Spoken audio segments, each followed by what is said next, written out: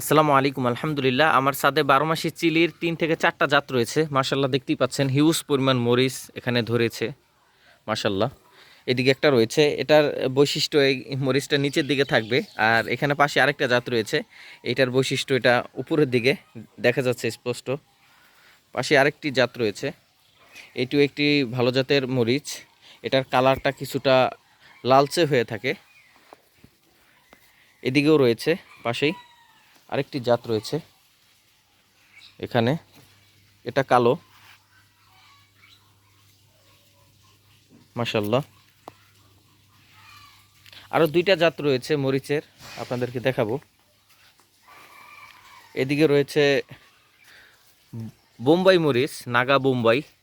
দেখতেই পাচ্ছেন কি পরিমাণে মরিচ গাছে ধরে আছে। নাগা বোম্বাই এটি।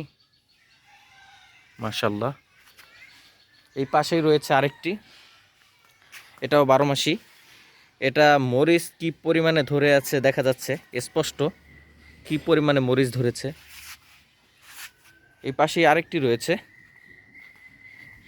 এটাও 12 মাসি। বলতে গেলে আমরা সিজনাল যে মরিচটা খেয়ে থাকি ক্ষেত থেকে, সেটির জাত এটা। 5 থেকে 6টি জাত রয়েছে আমার ছাদে মরিচের।